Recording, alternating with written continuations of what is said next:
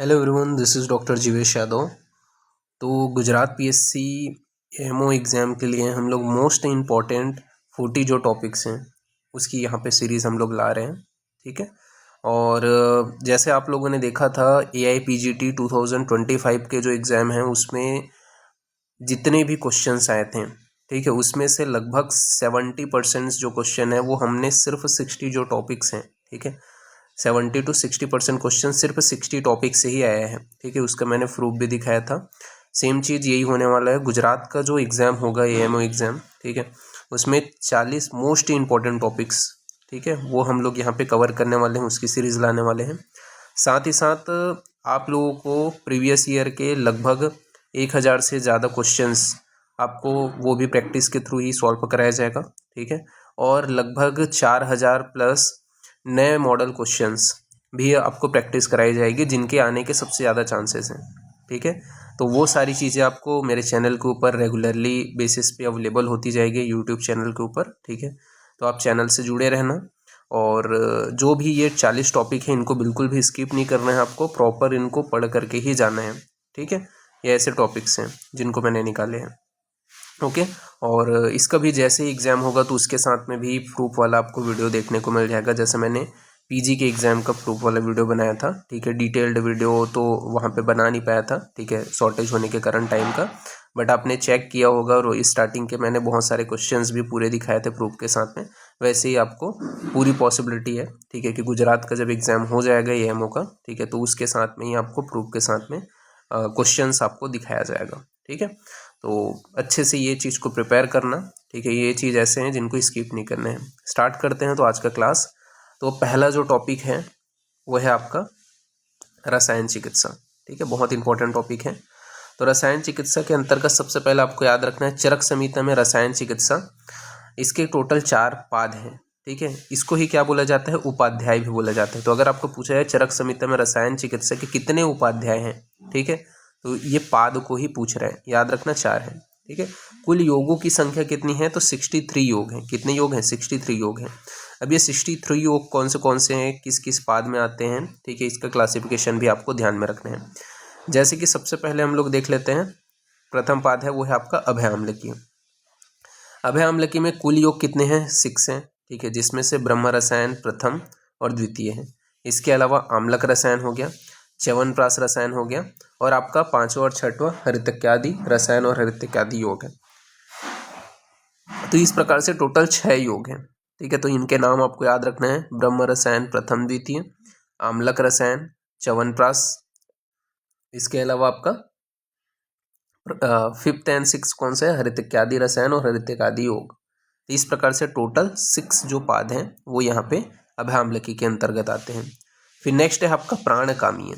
तो प्राणकामी के अंतर्गत आपके 37 जो योग हैं वो आते हैं। कौन से हैं वो 37 योग, तो शतपाक हो गया, सहस्त्रपाक हो गया, ठीक है, आम्लक घृत हो गया, आम्लक चूर्ण हो गया, आम्लक अवलेह हो गया, इसके अलावा अपर आम्लक अवलेह हो गया, ठीक है, विडंगा अवलेह हो गया, नाग बला रसायन हो गया, 19 बलादि रसायन हो गया, ठीक है, भल्लातक के 10 योग हो गए। इस प्रकार से टोटल 37 आपके प्राणकामी के अंतर्गत आते हैं। तो कौन से शतपाक, सहस्त्रपाक, आम्लक घृत, आम्लक चूर्ण, आम्लक अवलेह, इसके अलावा अपर आम्लक अवलेह, विडंगा अवलेह, नागबला रसायन, 19 बलादि रसायन, भल्लातक के 10 योग।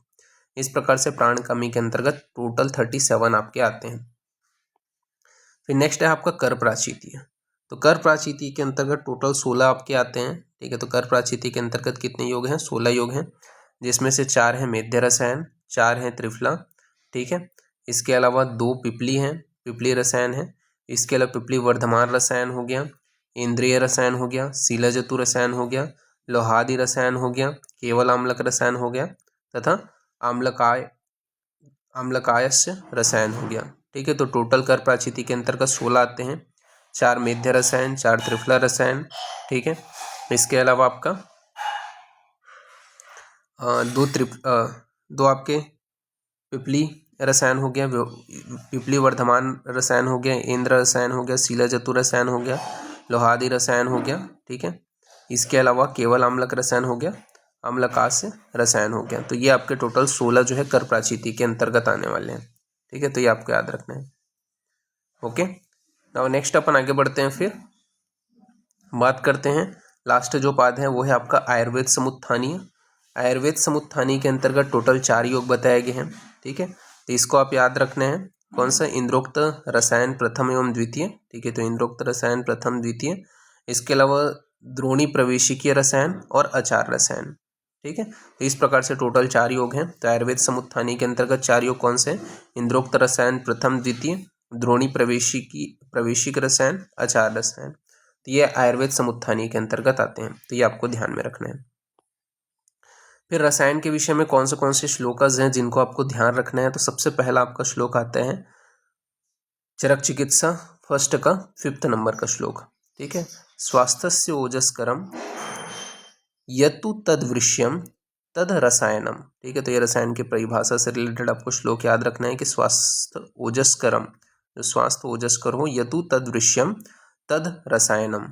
इसके अलावा यहाँ पे आपका 8th नंबर का जो श्लोक है वो भी आपको याद रखना है कि लाभोपयो ही सस्तानाम रसादीनाम रसायनम, ठीक है।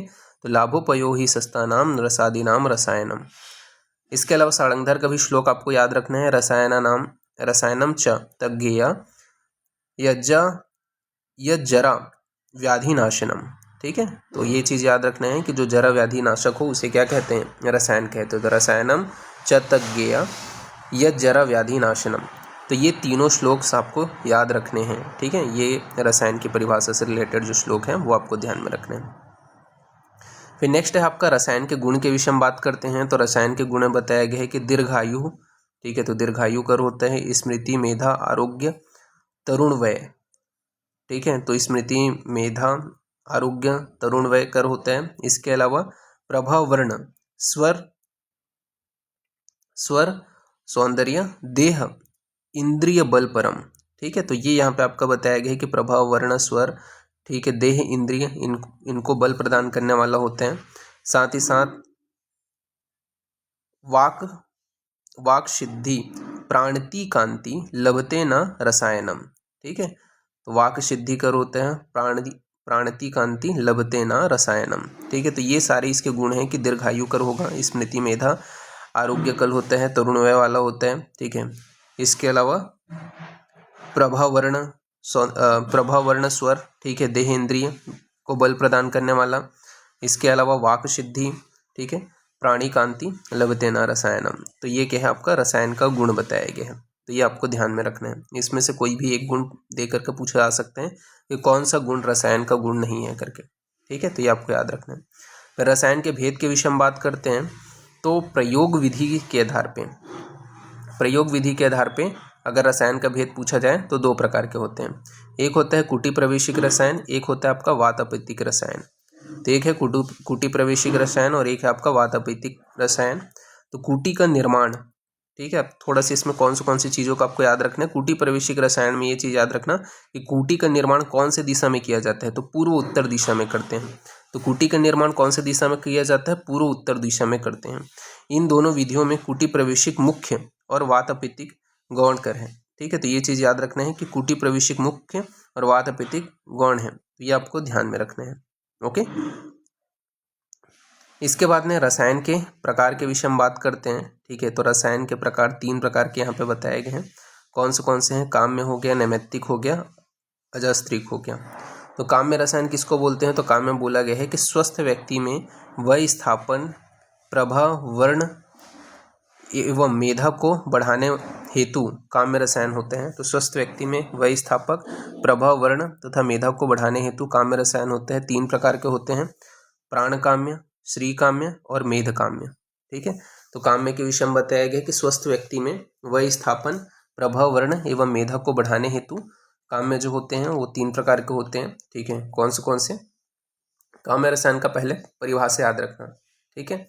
प्रभाव, वर्ण, मेधा को बढ़ाने हेतु स्वस्थ व्यक्ति में जो रसायन प्रयोग होते हैं, ठीक है, वही स्थापन हेतु, वो क्या है, काम्य रसायन है। और इसके 3 प्रकार हैं, प्राण काम्य, श्री काम्य, मेध काम्य, ठीक है। फिर इसके बाद में नैमित्तिक रसायन, तो किसे बोलते हैं, किसी व्याधि को नष्ट करने हेतु जो रसायन होता है उसे नैमित्तिक रसायन कहते हैं। तो किसी व्याधि को नष्ट करने हेतु जो रसायन होता है उसे नैमित्तिक रसायन कहते हैं।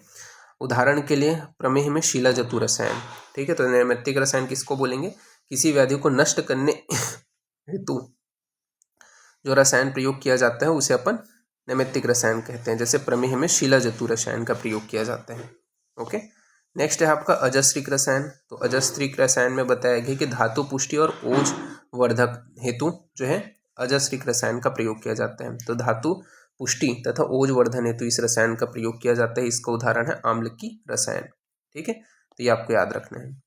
फिर बताया गया है रसायन और वजीकरण, इन दोनों में रसायन का प्रयोग उत्तम माना जाता है, क्योंकि रसायन के प्रयोग से शरीर में सात्विक गुणों की और वजीकरण के प्रयोग से राजस गुणों की वृद्धि होती है। तो रसायन और वजीकरण इन दोनों में रसायन का प्रयोग उत्तम माना जाता है, क्योंकि रसायन के प्रयोग से शरीर में सात्विक गुणों की तथा वजीकरण के प्रयोग से राजस गुणों की वृद्धि होती है। फिर रसायन सेवन के पूर्व शोधन के विषय में बात करते हैं। तो रसायन सेवन से पूर्व शरीर का शोधन अति आवश्यक है। तो रसायन सेवन से पूर्व शरीर का शोधन अति आवश्यक है। रसायन सेवन के पश्चात पुरुष सर्वोपघात नाशनी हो जाता है। ठीक है, तो ये सुश्रुत ने बताया है। तो ये चीज़ याद रखना है कि इस रसायन सेवन के पश्चात पुरुष जो है वो कैसा हो जाता है, सर्वोपघातनीय हो जाता है। तो ये किसने बताया है, तो ये सुश्रुत ने बताया है। रसायन सेवन के योग्य जो है वो 7 पुरुषों का वर्णन किया गया है। तो ये आपको ध्यान में रखना है कौन से वो 7 पुरुष हैं। ठीक है, जो अयोग्य के अंतर्गत आते हैं। ठीक है, तो कौन से हैं जो रसायन सेवन के अयोग्य पुरुष के अंतर्गत आते हैं, 7 पुरुष। तो पहला है आपका अनात्मवान, इसके अलावा आलसी, दरिद्र, प्रमादी, व्याशानी, पापकृत, इसके अलावा भैसज और पसानी। ठीक है, तो भैसज अपमानी। ठीक है, तो भैसज अपमानी हो गया। ठीक है, तो ये टोटल 7 जो पुरुष हैं वो क्या है, रसायन सेवन के अयोग्य के अंतर्गत आते हैं। तो अनात्मवान हो गया, आलसी हो गया, दरिद्र हो गया, प्रमादी हो गया, व्यत्सानी हो गया, पापतकृत हो गया और भैसज अपमानी। ठीक है, ये जो है 7 जो पुरुष हैं वो रसायन सेवन के अयोग्य के अंतर्गत आते हैं। तो ये आपको ध्यान में रखना है। फिर नेक्स्ट है आपका रसायन के अप्रभावी होने के कारण। तो रसायन का अप्रभावी होने का क्या क्या कारण बताए गए हैं, तो इसके कारण बताए गए हैं अज्ञान के कारण अप्रभावी हो सकते हैं, अधर्म के कारण अप्रभावी हो सकते हैं, इसके अलावा पराधीनता के कारण जो है अप्रभावी हो सकता है, दरिद्रता के कारण अप्रभावी हो सकते हैं, अस्थिर मन है इसके कारण अप्रभावी हो सकते हैं, अनारभ्य औषध है, ठीक है सुधार लेना, अनारभ्य औषध है इसके कारण अप्रभावी हो सकते हैं, औसत का न मिलना। ठीक है, तो ये सभी जो है रसायन के अप्रभावी होने का कारण है। तो अज्ञान के कारण हो सकता है, अधर्म के कारण हो सकते हैं, पराधीनता के कारण हो सकता है, दरिद्रता हो गया, अस्थिर मन हो गया, अनारंभ, इसके अलावा औषध, इसके अलावा अनारंभ तथा औषध अनारंभ औषध हो गया और औषध का न मिलना, ये सभी जो है रसायन के अप्रभावी होने के कारण के अंतर्गत आते हैं। फिर नेक्स्ट है हरितिकी के गुण के विषय में बात करते हैं। तो ये इंपॉर्टेंट है, विशेष रूप से आपको ध्यान में रखना है ये श्लोक्स को। तो हरितिकी के गुण के विषय में यहाँ पे 2 श्लोक्स यहाँ पे दिए गए हैं। ठीक है, चरक चिकित्सक ही। तो पहला है आपका हरितिकी पंचरस गुणम अम्ल लवणम शिवम दोष अनुलोमनी लघ्वी विज्ञात। तो दोष अनुलोमनी लघ्वी विद्यात दीपनम पाचिनम। ठीक है, तो ये जो है आपको याद रखना है कि हरितिकी जो है पंचरस से युक्त होते हैं। ठीक है, इसमें आपका लवण रस नहीं होते हैं। इसके अलावा ये दोषों का अनुलोमन करने वाला होते हैं, लघ्वकर होते हैं तथा दीपन पाचन का कार्य करते हैं। तो ये जो है आपका पहला श्लोक आपको याद रखना है। इसके अलावा दूसरा श्लोक है आपका आयुष्यम पौष्टिकी। तो आयुष्यम पौष्टिकम धान्यम वयः स्थापनी परम सर्वरोगोपशमनी बुद्धि इंद्रिय बलप्रदम। ठीक है, तो ये जो है आपका सेकंड जो श्लोक है कि आयुष्यकर होता है, पौष्टिक, शरीर को पुष्टि करने वाला होता है, वह स्थापक होते हैं। ठीक है, वह स्थापनी परम बताया गया है, सर्व रोग उपशमनी होते हैं, बुद्धि इंद्रिय बलप्रदम, ये हरितिकी के गुण के विषय में बताया गया है। फिर रोगाघनता के विषय में बात करते हैं। तो रोगाघनता हरितिकी का कहाँ कहाँ पे प्रयोग किया जाता है, तो यहाँ पे आपका बताया गया है कि अर्श हो गया, ग्रहणी दोष हो गया, पुराण विषम ज्वर हो गया, इसमें अपन जो है प्रयोग करते हैं हरितिकी को। इसके अलावा स्मृति, बुद्धि, प्रमोह, ठीक है, इसमें जो है हरितिकी का प्रयोग किया जाता है। तो ये आपको ध्यान में रखना है कि अर्श हो गया, ग्रहणी दोष हो गया, पुराण विषम ज्वर हो गया, इसमें जो है हरितिकी का प्रयोग करते हैं। इसके अलावा स्मृति, बुद्धि, प्रमोह, इनमें जो है हरितकी का प्रयोग किया जाता है। तो ये हरितकी का रोगघनता बताया गया है। फिर हरितकी का निषेध के विषय में बात करते हैं। तो कहाँ कहाँ पे हरितकी निषेध है?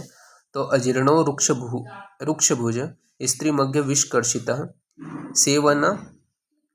सेवनभ्यते मेते क्षुतृष्णा अर्दिताश्चये। ठीक है, तो कहाँ कहाँ पे हरितकी का प्रयोग नहीं करना है? तो अजीर्ण अवस्था में प्रयोग नहीं करना है, रुक्ष भूजित में प्रयोग नहीं करना है, स्त्री सेवित में प्रयोग नहीं करना है, मध्य का सेवन करते हैं, ठीक है, उसमें प्रयोग नहीं करना है, विष से जो कर्षित हो गए हैं, ठीक है, उनमें प्रयोग नहीं करना है। इसके अलावा तृष्णा से जो पीड़ित है उसमें प्रयोग नहीं करना है, क्षुधा से जो पीड़ित है उसमें प्रयोग नहीं करना है। ठीक है, तो ये जो है आपका बताया गया है कि इनमें जो है हरितकी का सेवन निषिद्ध है। तो याद रखना कि अजीर्ण, रुक्षभुज, इसके अलावा स्त्री सेवी, मध्य सेवी, विष का जो सेवन किया हुआ है उससे कर्षित हुए हैं, तृष्णा, क्षुधा, उष्णता से पीड़ित व्यक्तियों में हरितकी का सेवन निषिद्ध है।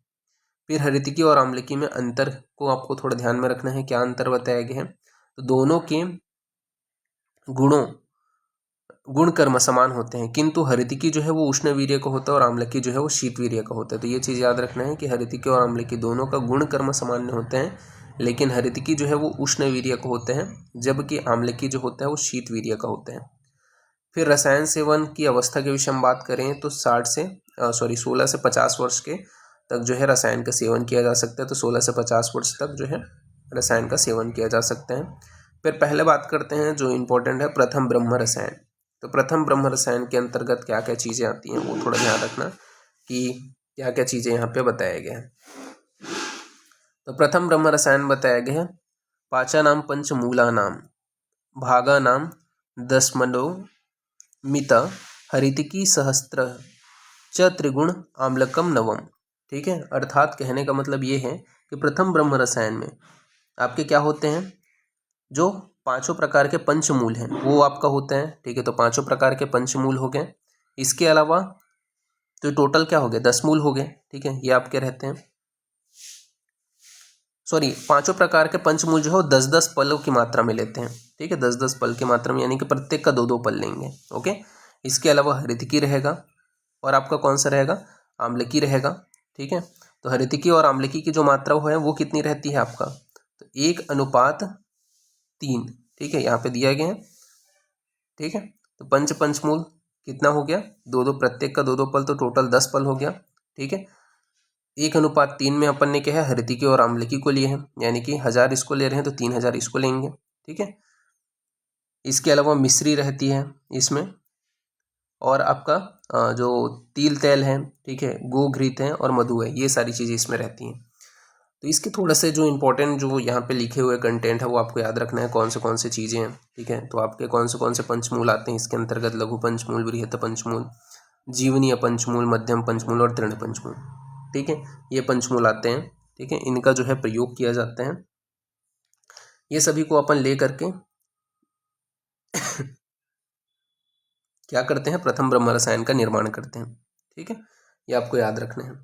कौन से पात्र में बनाया जाता है प्रथम ब्रह्म रसायन, पात्र याद रखना, उदुम्बर पात्र में। ठीक है, उदुम्बर के पात्र में इसे बनाया जाता है। इसका लाभ थोड़ा याद रखना कि लाभ क्या है, तो इसका लाभ है आपका मेधा,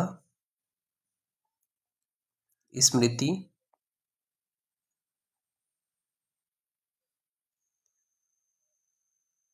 ठीक है, तो मेधा स्मृति बलम।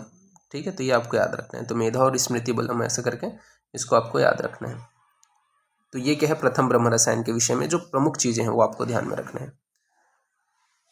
फिर नेक्स्ट है आपका च्यवनप्राश रसायन। तो च्यवनप्राश जो रसायन होते हैं इसको बनाने के लिए आंवला कितना चाहिए, तो 500 आंवला चाहिए।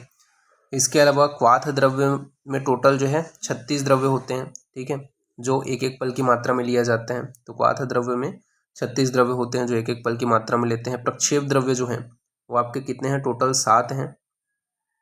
ठीक है, तो ये चीज़ थोड़ा सा यहाँ पर से पूछा जाता है, क्या पूछा जाता है, ये जो क्वाथ द्रव्य हैं इसमें से याद रखना अष्टवर्ग के, अष्टवर्ग के ओनली 5 जो ड्रग हैं वो आपके आते हैं, तो कौन से नहीं आते हैं? ठीक है, अष्टवर्ग के ओनली 5 ड्रग आते हैं, कौन से नहीं आते हैं क्वाथ द्रव्य के अंतर्गत? तो महामेदा ये नहीं आता है। ठीक है, महामेदा हो गया, इसके अलावा क्षीर वृद्धि।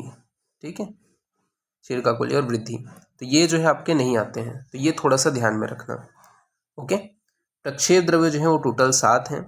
तो क्वाथ द्रव्य में अष्टवर्ग के घटक द्रव्यों में महामेदा, क्षीर काकोली और वृद्धि को शामिल नहीं किया गया है। सॉरी, यहाँ पे मैंने लिखा भी हुआ है। ठीक है, ये आपको थोड़ा ध्यान में रखना है। ओके, तो ये चीज़ें आपको थोड़ा विशेष रूप से ध्यान में रखना है। 5 द्रव्य आते हैं, क्षीर काकोली और वृद्धि तथा महामेदा नहीं आते हैं। मात्रा के विषय में बात कर लेते हैं। तो इसकी जो मात्रा है वो क्या बताया गया है? तो इसकी जो मात्रा है वो बताया गया है अश्य मात्रम प्रयुज्यितम यो परुंध्य अन्न भोजनम। ठीक है, तो ये जो है इसकी मात्रा बताई गई है, ये आपको याद रखना है। अस्य मात्रा प्रयुज्यितम यो परुण्य अन्नम भोजनम। ठीक है, ये क्या है? च्यवनप्राश की मात्रा है। फिर इसकी फल श्रुति बताई गई है। फल श्रुति में बोला गया है कि मेधा, स्मृति, कांति, ठीक है, इसको बढ़ाने वाला होता है। इसके अलावा आपका बताया गया है आयुष्कर होता है प्रकर्ष बल इंद्रियाणाम। ठीक है, तो बल इंद्रियों को प्रकर्ष करने वाला होता है, आयु को बढ़ाने वाला होता है। ये इसकी क्या है? फल श्रुति बताई गई है, तो ये आपको ध्यान में रखना है। तो ये श्लोक जरूरी है। ठीक है, श्लोक याद नहीं रख रहे हो तो इसका मीनिंग बस ध्यान रखना। फिर नेक्स्ट है आपका भल्लातक रसायन।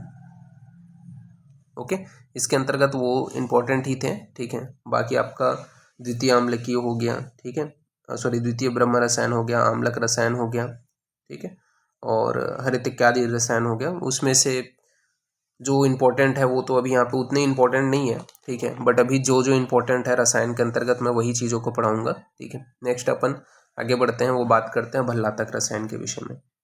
ठीक है, तो भल्लातक रसायन के विषय में क्या क्या चीज़ों को आपको ध्यान में रखना है?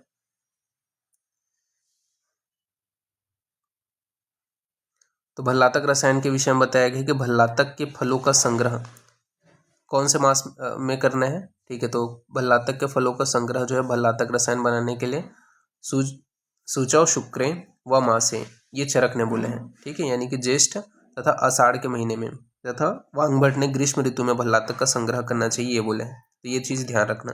प्रयोग विधि में बताया गया है कि एक एक भिलावे को बढ़ाते हुए 30 तक ले जाएंगे, फिर पुनः 30 से घटाते हुए 10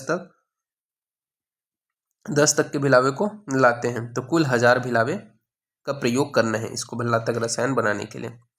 भल्लातक के 10 योग हैं। कौन से हो गए? तो तिल के हो गए, सर्पी के हो गए, छौद्र के हो गए, पलल के हो गए, क्षीर के हो गए, लवण के हो गए, गुड़ के हो गए, सत्तू के हो गए, लवण के हो गए, यूष के हो गए। तो इस प्रकार से भल्लातक के 10 योग हैं। तो तैल, सर्पी, छौद्र, पलल, क्षीर, लवण, गुड़, सत्तू, ठीक है, यूष। तो ये जो है आपके भल्लातक के टोटल 10 योग यहाँ पे बताए गए हैं। तो ये चीज़ आपको ध्यान में रखना है।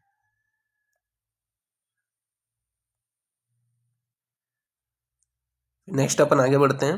भल्लातक और आम्लक रसायन सेवन में अन्न निषिद्ध बताए गए हैं। तो ये चीज़ याद रखना है कि भल्लातक व आम्लक रसायन सेवन में अन्न को निषिद्ध बताया गया है। भल्लातक सेवन में निषिद्ध कौन सी चीज़ें हैं? तो आपका कुलित्थ हो गया, ठीक है, दही हो गया, शुक्त हो गया, तैल हो गया। इसके अलावा अग्नि सेवन विशेष रूप से निषिद्ध है। ठीक है, तो ये आपको ध्यान में रखना है। भल्लातक के विशेष के विषय में बात करें, ठीक है, तो भल्लातक का विशेष में बताया गया है कफुजो न च रोग अस्ति न विबंधो अस्ति कस्य यह न भल्लातक अन्य शीघ्रम मेधा अग्निवर्धनम। ठीक है, तो ये भल्लातक की विशेषता के विषय में बताया गया है कि कब्जो न च रोग अस्ति न विबंधो अस्ति कस्य यह न भल्लातक ऋत शीघ्रम मेधा अग्निवर्धनम। ठीक है, तो ये जो है भल्लातक की विशेषता है। ये आपको श्लोक को ध्यान में रखना है। फिर मेध्य रसायन के विषय में बात करते हैं तो कौन से आपके मेध्य रसायन आते हैं, तो मंडूकपर्णी हो गया, ठीक है, मतलब मंडूकपर्णी का क्या है, स्वरस हो गया, प्रयोज्य शीर्णे, यष्टि मधु, यष्टि मधुश्च चूर्णम, यष्टि मधु का चूर्ण हो गया, रसो पुण्यश्चतु समूल पुष्पकल्कः प्रयोज्य खलु शंख पुष्प्याम, यानी कि मंडूकपर्णी का अपने को स्वरस लेना है, ठीक है। इसके अलावा आपका गुड़ूची का क्या है, गुड़ूची का भी अपने को क्या है, स्वरस लेना है, ठीक है, और यष्टि मधु का चूर्ण लेना है, ठीक है, और आपका शंख पुष्पी का अपने को कल्क लेना है। तो ये क्या है, 4 प्रकार के मेध्य रसायन हो गए। तो इसमें से पूछा जाता है मंडूकपर्णी का क्या लिया जाता है या गुड़ूची का क्या लिया जाता है, तो स्वरस लिया जाता है, ये चीज़ याद रखना है, ठीक है। यष्टि मधु का अपन क्या लेते हैं, चूर्ण लेते हैं, और शंख पुष्प के मूल का क्या लेते हैं, कल्क लेते हैं, ठीक है। तो मंडूकपर्णी और गुड़ूची इनका स्वरस लिया जाता है, मधु इनका अनुपान क्या है, तो मधु है, ठीक है। इसी प्रकार यष्टि मधु का चूर्ण लेते हैं, उसका अनुपान क्या बताया गया है, दूध बताया गया, और आपका शंख पुष्प का जो है वो कल्क लेते हैं, उसका अनुपान क्या है, उसका भी अनुपान दूध है। तो ये आपको ध्यान में रखना है। फिर श्रेष्ठ मेध्य रसायन के विषय में बात करते हैं तो शंख पुष्पी के विषय में यहाँ पे बताया गया है कि मेध्यानि चैती रसायनानि मेध्य विशेषण च शंख पुष्पी। तो ये पूछा जाए कि चतुर्विध रसायनों में श्रेष्ठ रसायन कौन सा है, तो शंख पुष्पी है, ये आपको ध्यान में रखना है, ओके। फिर पिपली रसायन के विषय में बात करते हैं तो पिपली रसायन में इसकी भावना, उपयोगिता और मात्रा से क्वेश्चन आते हैं। तो पिपली रसायन में किन की भावना दी जाती है, तो पिपल्याय किंशुक क्षार, ठीक है, भाविता घृत भर्जिता, ठीक है, तो किंशुक क्षार का जो है वो भावना देते हैं। इसके अलावा घृतम से भर्जित करते हैं, घृत से भर्जित करते हैं, प्रयोज्य मधु सम्मिश्र रसायन गुणा विषम, ठीक है, तो ये यहाँ पे बताया गया है, ये आपको ध्यान में रखना है। फिर इसकी उपयोगिता कहाँ कहाँ पे है पिपली रसायन का, तो अर्स ग्रहणी दोष हो गया, पांडु हो गया, विषम ज्वर हो गया, इसके अलावा स्वर वैषम्यता हो गया, पीनस हो गया, सोफ हो गया, गुल्म हो गया, वात बलाशक ज्वर हो गया, इन सभी में इसका प्रयोग किया जाता है। तो अर्स ग्रहणी दोष, पांडु, विषम ज्वर, स्वर वैषम्यता, पीनस, सोफ, गुल्म और वात बलाशक ज्वर में इसका प्रयोग करते हैं, ओके। तो ये आपको ध्यान में रखना है, इन सभी में इसका प्रयोग किया जाता है करके। फिर नेक्स्ट है मात्रा के विषय में बात करें तो अग्नि बलानुसार इसकी जो मात्रा है 5, 7, 8 या फिर 10 पिपली चूर्ण का विषम मात्रा में अपन क्या करते हैं, मधु और घृत मिला करके इसका सेवन करते हैं। तो अग्नि बलानुसार 5, 7, 8 या 10 पिपली चूर्ण का विषम मात्रा में मधु और घृत के साथ में इसका प्रयोग किया जाता है। इसके अलावा प्रातः 3 भोजन के पूर्व 3 और भोजन के पश्चात 3 पिपली का सेवन करना है। तो इसका सेवन कैसे करना है, तो प्रातःकाल 3 सेवन करना है, भोजन के पूर्व 3 सेवन करना है और भोजन के पश्चात 3 सेवन करना है, ठीक है। इस प्रकार से इसका सेवन किया जाता है, ठीक है, तो ये आपको याद रखना है। फिर इसके बाद में वर्धमान पिपली रसायन के विषय में बताया गया है, ठीक है। तो वर्धमान पिपली रसायन में बताया गया है कि इसमें किस प्रकार से सेवन किया जाता है। तो वर्धमान पिपली रसायन में पहले दिन 10 पिपली दूध के साथ प्रयोग करेंगे, दूसरे दिन क्रमशः प्रतिदिन 10 पिपली बढ़ाते जाएंगे। तो पहले दिन 10 पिपली दूध के साथ प्रयोग करेंगे, दूसरे दिन क्रमशः प्रतिदिन 10 पिपली बढ़ाते जाएंगे, तत्पश्चात 11वें दिन से 10 जो पिपली है वो घटाते जाएंगे, ठीक है। इस प्रकार से 1000 पिपली का प्रयोग रसायन के लिए किया जाता है, ठीक है। इस रसायन के लिए 1000 पिपली का प्रयोग करते हैं, ठीक है। तो ये आपको याद रखना है। तो वर्धमान पिपली रसायन का में टोटल कितने 1000 पिपली का प्रयोग करेंगे, ठीक है। तो किस प्रकार से इसका जो डेज हैं वो आपको थोड़ा ध्यान में रखना है। फिर इसमें बात करते हैं पिपली का स्वरूप, चरक, सुश्रुत और भोज के अनुसार क्या क्या बताया गया है, ठीक है। तो उत्तम में यहाँ पे बताया गया, उत्तम में किस प्रकार से प्रयोग करेंगे पिपली, तो पिष्टी का कल का बना करके। चरक ने बोला है 10, ठीक है, सुश्रुत ने भी बोला है 10 और भोज ने भी बोला है 10, ठीक है। फिर मध्यम में आपका बताया गया है श्रीत यानी कि क्वाद के रूप में इसका प्रयोग करना है। चरक ने 6 बोला है, सुश्रुत ने 7 बोला है और भोज ने 7 या 5 बोले हैं, ठीक है। इसके अलावा हीन में बताया गया है। तो हीन में जब प्रयोग कर रहे हैं, आतुर का जो बल है वो हीन है, तो उस कंडीशन में सितिकृत यानी कि चूर्णकृत अपने को प्रयोग करना है। चरक ने बोला है 3, सुश्रुत ने बोला है 5 और भोज ने बोला है 3, तो उत्तम में पिष्टिका कल्क बनाकर चरक ने 10, सुश्रुत ने भी 10 और भोज ने भी 10। मध्यम में श्रित यानी क्वाद बनाकर चरक ने 6 बोले हैं, सुश्रुत ने 7 बोले हैं, भोज ने 7 व 5 बोले हैं। हीन में शीतकृत चूर्णीकृत चरक ने 3 बोले हैं, सुश्रुत ने 5 बोले हैं और भोज ने 3 बोले हैं। तो ये आपको थोड़ा ध्यान में रखना। फिर फलश्रुति के विषय में बात करते हैं। तो फलश्रुति में बोला गया है व्रीहणम स्वर्वायुष्यम लिहोदर विनाशनम वैसे स्थापने मिथ्या पिपली नाम रसायनम। ठीक है, तो ये यहाँ पे इसकी फलश्रुति है, ये आपको याद रखना है कि प्लीहोदर का विनाश करने वाला होता है, वही स्थापक होता है, मेध्यकर होते हैं। ठीक है, तो ये आपका बताया गया। फिर औषध जीर्ण होने के बाद में, तो औषध जीर्ण होने के बाद में यहाँ पे बोला गया है कि जीर्णे जीर्णे च भूजितम षष्टिक क्षीर सरसिपा। ठीक है, तो ये आपको ध्यान में रखना है। चरक ने रसायन हेतु इसे बताया है। ठीक है, फिर बात करते हैं त्रिफला रसायन के विषय में। तो त्रिफला रसायन के विषय में बात करते हैं तो चरक ने 4 प्रकार के त्रिफला रसायन बताए हैं। त्रिफला रसायन प्रथम के विषय में आचार्य चरक ने बोले हैं जरणांते अभ्यामेक प्राग भुक्तात् द्वे विभीतकी भुक्त्वात् तु मधुशर्पिभ्य चत्वारे अम्लकांति च। ठीक है, तो ये चीज़ याद रखना है कि क्या है, भोजन के मतलब सबसे पहले भोजन के पूर्व किस प्रकार से त्रिफला रसायन का सेवन किया जाता है। तो भोजन के जीर्ण होने के पर। ठीक है, तो भोजन के जीर्ण होने पर क्या करना है, 1 हरदिकी का सेवन करना है। ठीक है, इसके बाद में भोजन के पूर्व क्या है, 2 विभीतिकी का सेवन करना है। इसके अलावा भोजन के बाद में 4 जो है आम्लकी का सेवन करना है। ठीक है, तो इस प्रकार से त्रिफला रसायन का जो सेवन काल है वो बताया गया है। तो ये आपको याद रखना है कि भोजन के जीर्ण होने पर जरणांते, ठीक है, यानी कि भोजन के जीर्ण होने पर 1 हरितिकी, भोजन के पूर्व, ठीक है, प्रागभुक्त अवस्था में 2 विभीतिकी, और जब भोजन के बाद में 4 अम्लकी का सेवन करना, ये क्या है, त्रिफला रसायन के अंतर्गत आता है। ठीक है, फिर शीलाजतु रसायन के विषय में बात करते हैं। तो शीलाजतु के गुण बताए गए हैं। तो शीलाजतु का क्या गुण बताए गए हैं, तो यहाँ पे बोला गया है अनम्लम च कषायम च कटु पाके शीलाजतु नत्य उष्ण शीतम धातुभ्यश्च चतुर्भस्तस्य संभव। ठीक है, तो ये जो है आपका शीलाजतु का गुण बताया गया। तो ये आपको ध्यान में रखना है कि इसका रस कैसा होता है, अनम्ल तथा कषाय होते हैं। ठीक है, विपाक कैसा होता है, तो इसका विपाक जो है वो कटु होते हैं। वीर्य कैसे होते हैं, तो अनुष्ण शीत इसका वीर्य बताया गया है। तो ये जो है शीलाजतु का गुण है।